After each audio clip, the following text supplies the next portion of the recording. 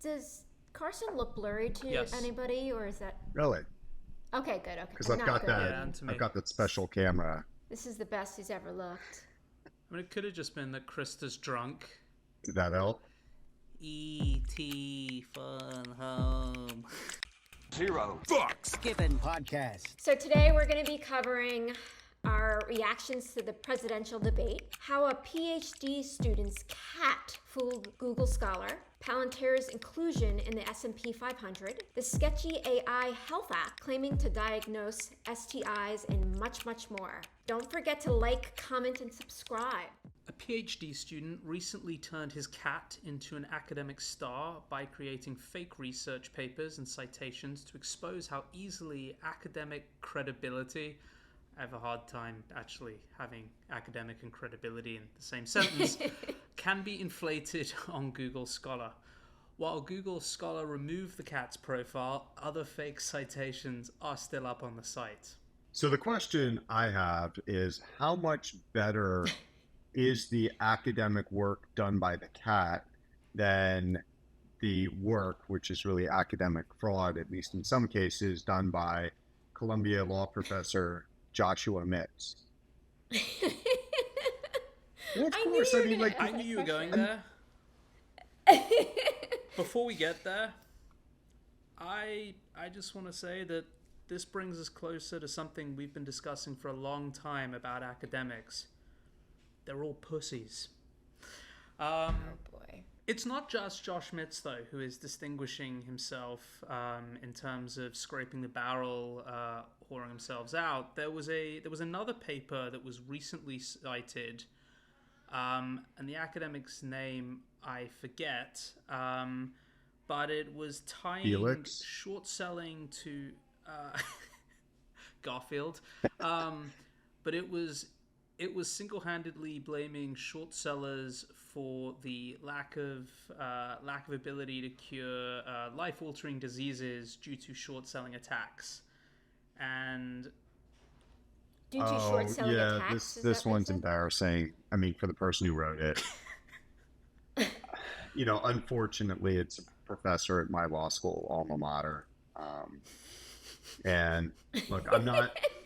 I'm serious. And look, I had, before this went up on SSRN, somebody else in the law school faculty had emailed it to me because I'm an alumnus. I'm on the board of trustees of the university, and they said, hey, this would be great if she has the opportunity to get some feedback from you, because you're one of the few people in the field who practice, and it's kind of a rare opportunity for somebody in her situation to have access. If you would give her some feedback. So yeah, I started reading the draft, and I mean, it focuses on this company called Northwestern Biotherapeutics, NWBO. No yeah, way. Exactly. And it's just, when I read that, I was like, holy shit, like this thing, look, I've never directly been short a share of this thing, and I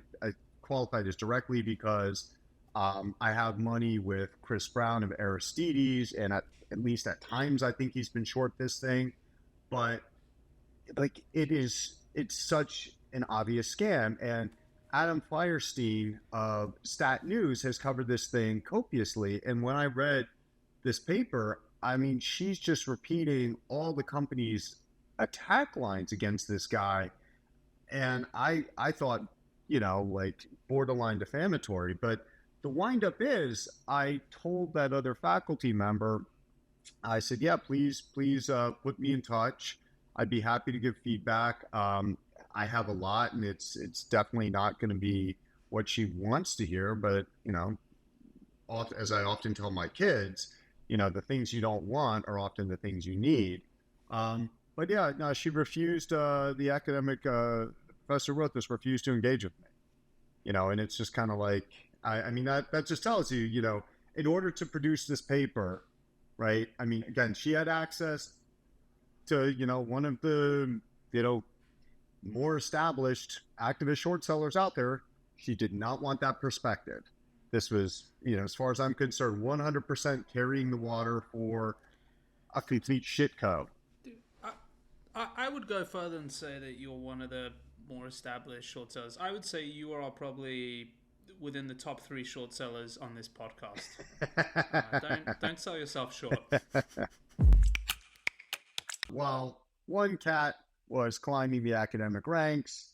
Another was caught up in Donald Trump's most recent set of lies during the presidential debate earlier this week. I'm curious as to your guys' reactions, but I got to tell you, I was actually very surprised by this debate in a positive way because, like, for somebody who's not in politics, I do consider myself to be reasonably clued in as to what's going on politically, and I'm embarrassed that because of this debate, I learned about something that has been a thing since 2016, I believe, 2015, actually, and I didn't know about it.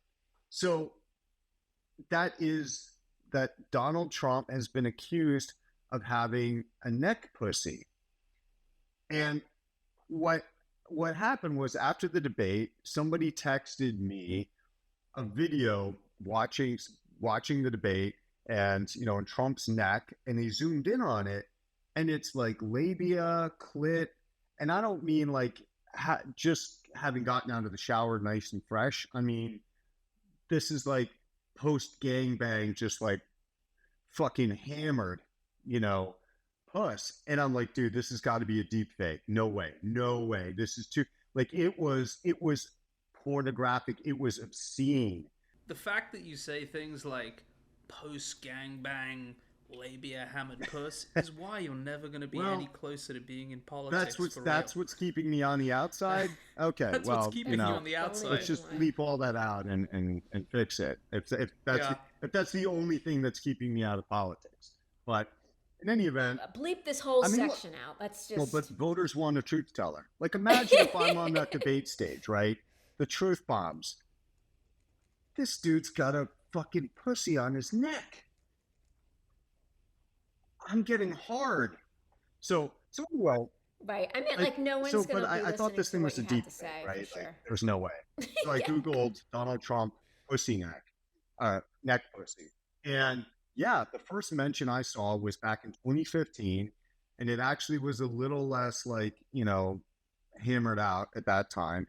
But then The Daily Show in 2017 actually did a whole segment on him having neck vagina, as they called it. So, you know, I'm stunned that I missed this element of American politics. And actually, well, I mean, it wasn't a big hit, but some guy who goes by MC Cole. That was the first time I've ever heard that. Uploaded a song. I guess he recorded it during the lockdowns. I thought it was genius. So he's basically talking about how he's sitting at home, like, bored, and he sees Trump, and it just makes him want to nut. Quarantine got me crazy, staring at Donnie's neck slit. Throw 2 fingers in a twist and find myself a clit. Really need some pussy, avoid the press conferences. Live circus, close up camera, short circuit in my pants. I'm like, damn, Donnie, look at the labia. Pressing get a death grip, calls us the mania. Forget a titty, fuck, I want my Donnie lasagna. They call it's about Trump's Nussy. That's what they're calling it. Nussy, yeah, it's Nussy.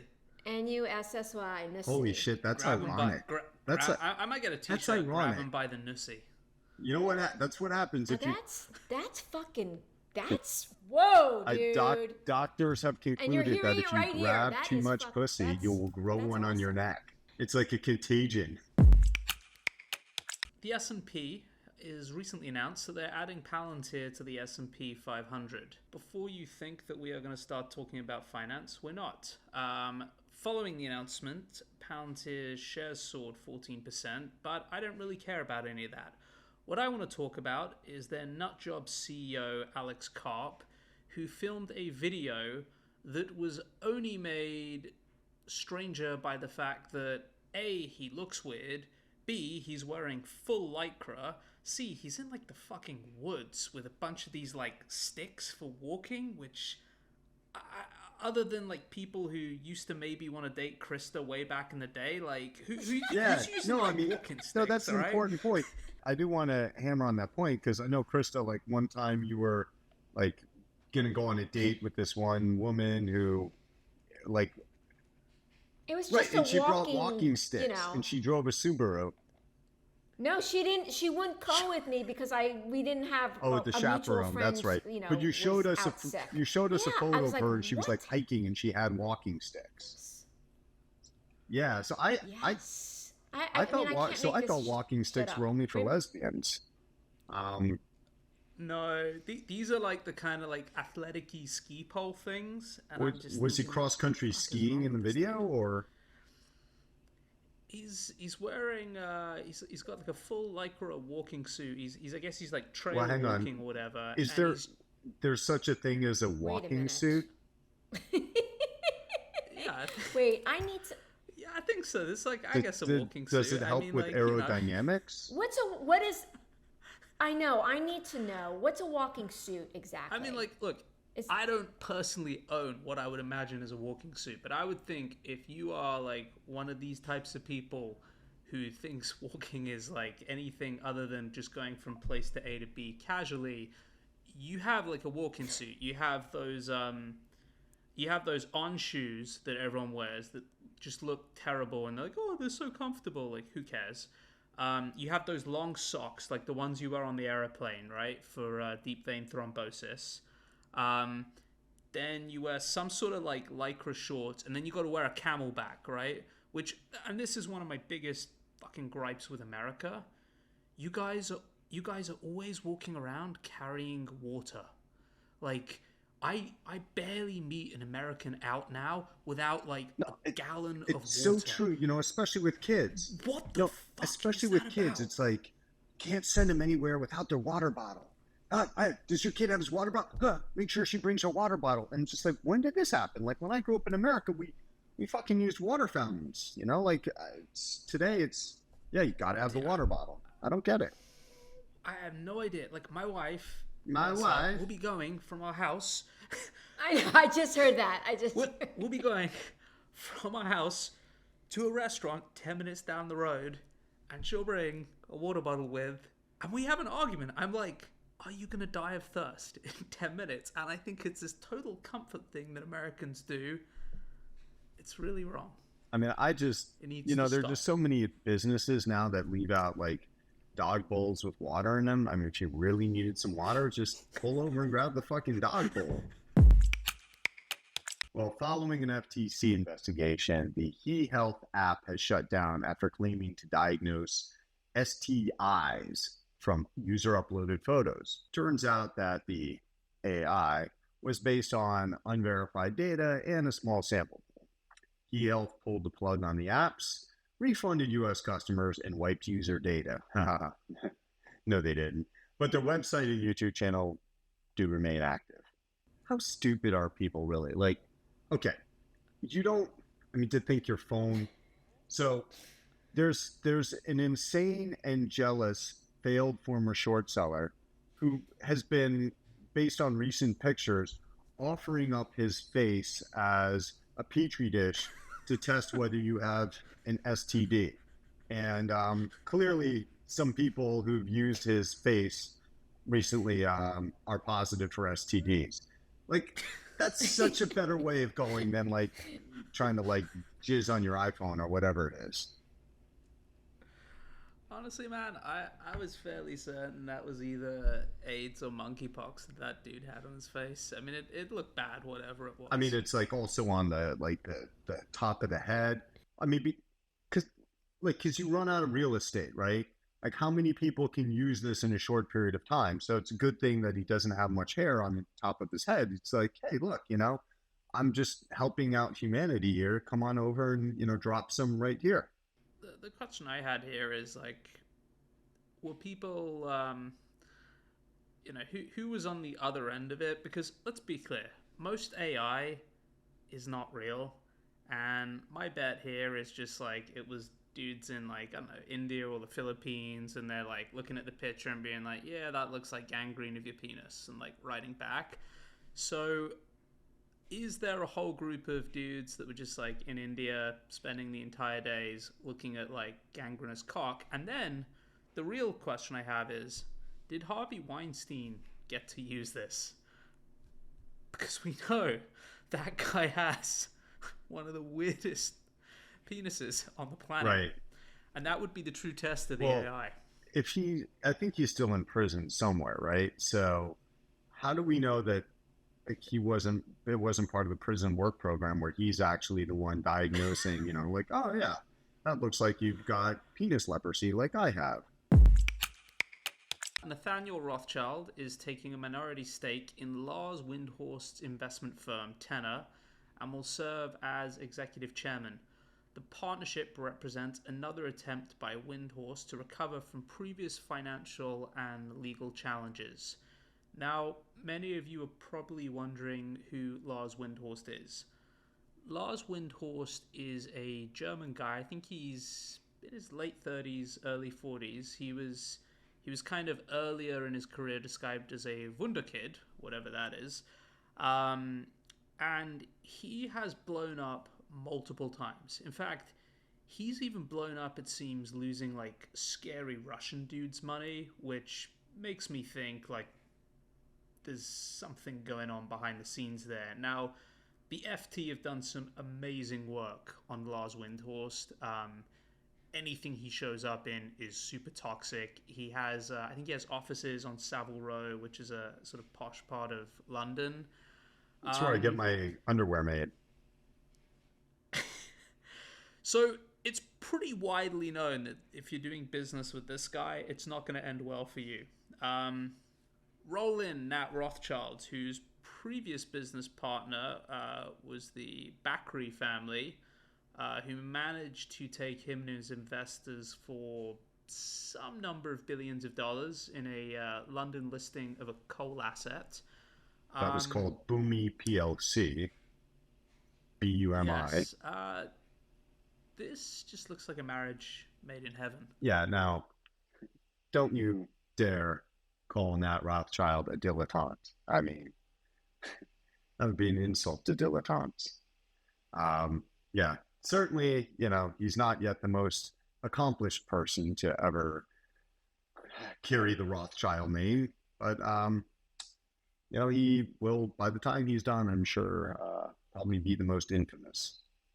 But it makes me wonder why we do such a bad job raising money when these guys can find themselves together and seemingly raise so much. Like, what is it though? I mean, is it that Lars Windhorst cobbles together enough money for a nice office? I mean, how do people who repeatedly fucking fail with such spectacularity, how do they manage to raise more money? And like, if I'm honest, with Lars Windhorst, and I have no evidence to back this up, I suspect there's like some element of money laundering or something. Like, you do not get to lose oligarchs' money and like walk around and try again. I'm just convinced there's someone pulling the strings there, and he's not all it seems. Nat Rothschild, I think there's less going on than people think upstairs. Lars Windhorst, I have no reason to believe that. I mean, I think it's equally possible that he just lives in a home without any windows and has an office without any windows. And so, if you do that, you might be okay. Russia is offering a safe haven to foreigners who want to escape Western liberal ideals. And starting this month, applicants can apply for 3-month visas without needing to pass any language or history tests. Can you apply for this on other people's behalfs? I know. I mean, like, I would love to go around like these tent encampments and just be like, oh, I'd like a copy of your passport. Fucking like apply for the visas. Here, guys, it's so much better over there. Oh man, like that's the play. All these people who are like, oh, America sucks. America's the worst. You really should try it. Risk-free trial. So what is the deal with Americans traveling to Russia at the moment? Because obviously there was an NBA player who went recently, a WNBA player, and it didn't work out so well. And then there was a journalist over there that we swapped for some pretty nasty arms dealers and spies. Actually, the crazy thing about the people we swapped for is Evan Gershevich. There were a bunch of sleeper cell Russian spies that were so well embedded and deep undercover that apparently their children had no idea their parents were Russian spies. Like, they had teenage children who...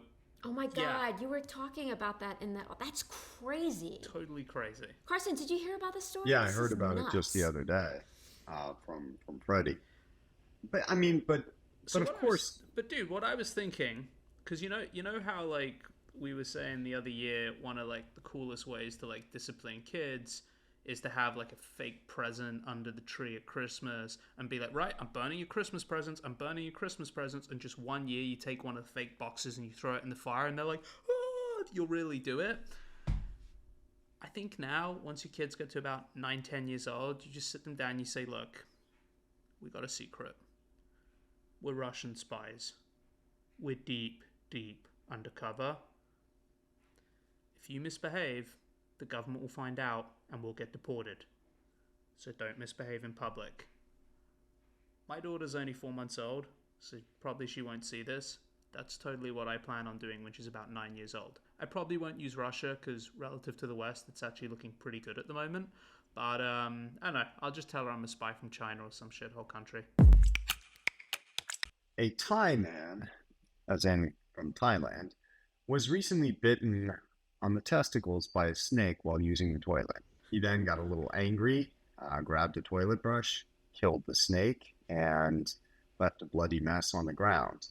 He was rushed to the hospital for a tetanus shot, but didn't need stitches. His quote was, "I felt something biting my balls. It was very painful. So I put my hands in the toilet to see what was wrong. I was shocked, but I grabbed a snake."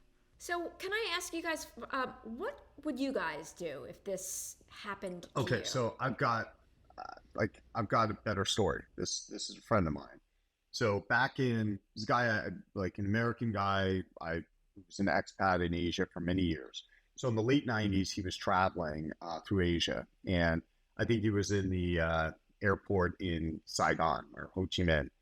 And so he was with some buddies, like it's a year or two out of college, and signage in the airport at that time was really bad. So they're sitting there waiting for their flight. He just had something to eat when all of a sudden, like, he's got to go. Like, it's just not settling well. So he gets up, like, starts walking to try to find a bathroom. He's going down these hallways and doesn't see signs. He starts, like, kind of walking quickly. He's, like, clenching. Like, it's getting really bad. I mean, and he's desperate to find bathroom. So sees this one door, kind of looks like it could be a bathroom door. Opens it up. It's completely dark in there, but it smells like a bathroom. So he's just like, fuck it. I don't care. So he goes in the darkness, drops his pants, and just blasts out. No sooner had he finished doing that when he felt on his ass cheek a double bite quickly coming at his ass cheek. Never got a look at what it was. He got out of there. Went back, sat down, and said to his friends, "Hey guys, like, if I start looking sick, pale, like, you got to give me some medical attention. Like, some shit just bit me."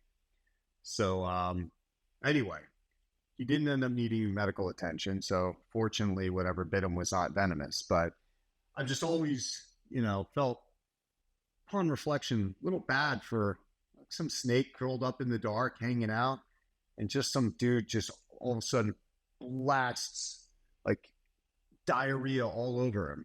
I get it. So I kind of understand why that one snake also bit this guy in the balls. Like, snakes don't like it.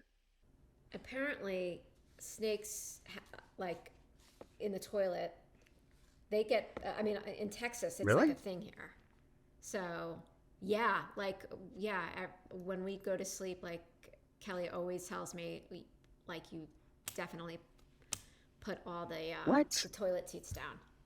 What? Yeah. She's just fine. Yeah, there's She's just two fucking people with in you. our community. Sorry, Krista, does she also tell you if you behave badly in public that she's a Russian spy?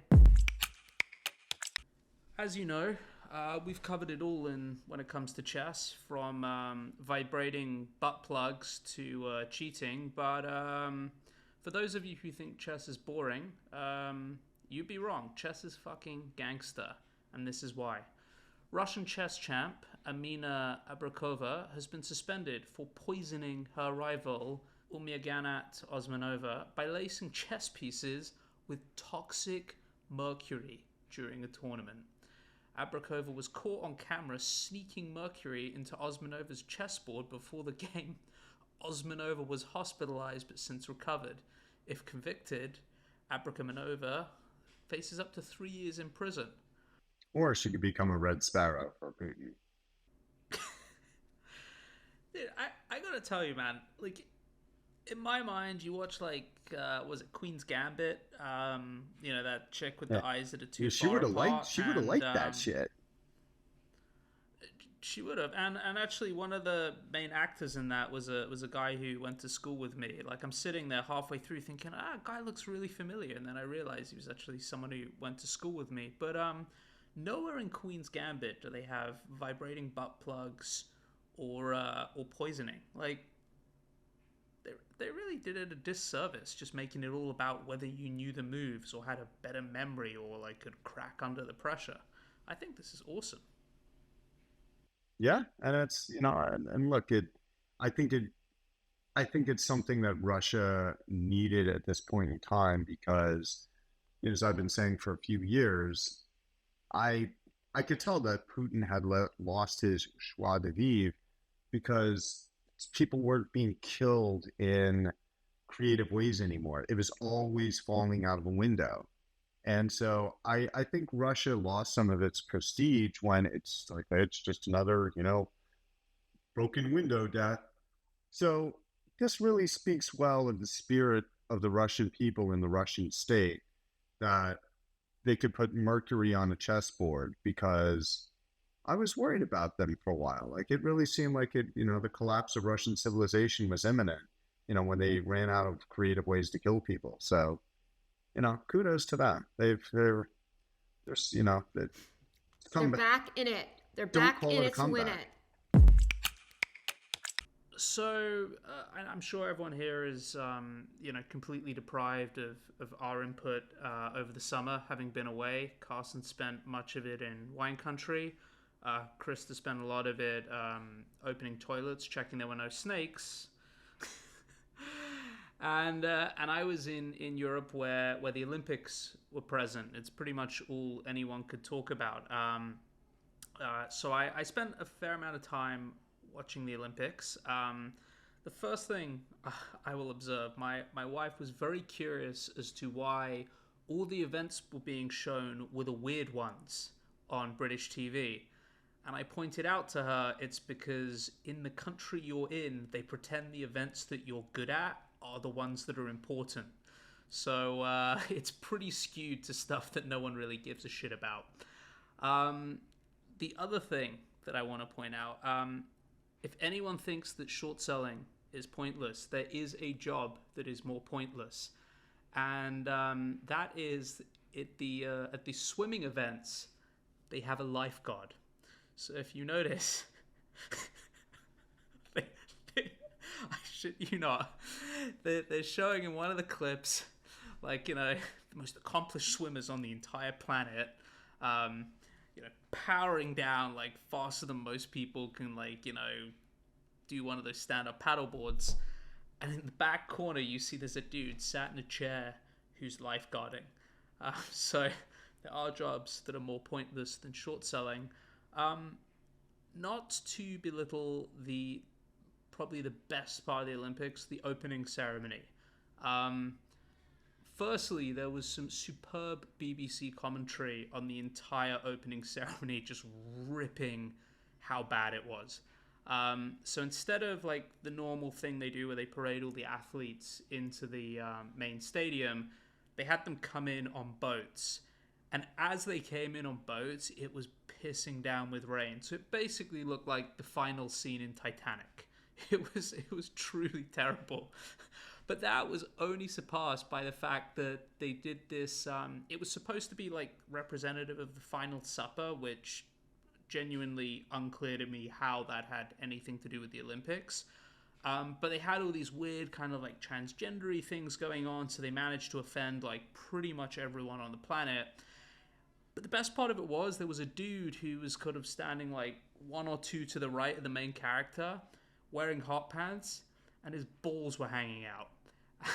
I was just like, not only is this guy wearing hot pants on the biggest stage in the world, probably watched by hundreds of millions of people, but he's got like pretty much the only thing that you can guarantee you will see from a 70-year-old man somewhere on a European beach. There will just be balls hanging out somewhere. So I thought that was like really good that they were able to capture and represent. I mean, Paris 2024 Olympics really will go down as the junk Olympics, and not just because the opening ceremony ball drop, but also there's the French pole vaulter, right? Like this guy was disqualified because as he went over the bar, like he cleared it, everything cleared it except his schlong, like nudged the bar and the bar fell to the ground.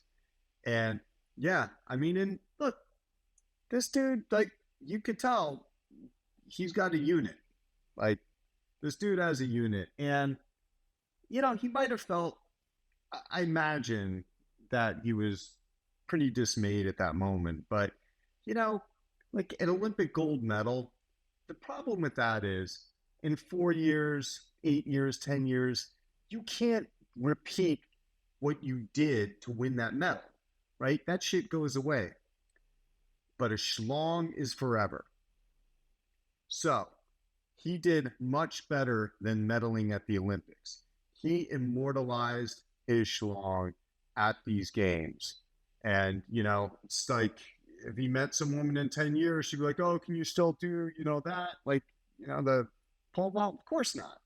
You still have that? Let me show you.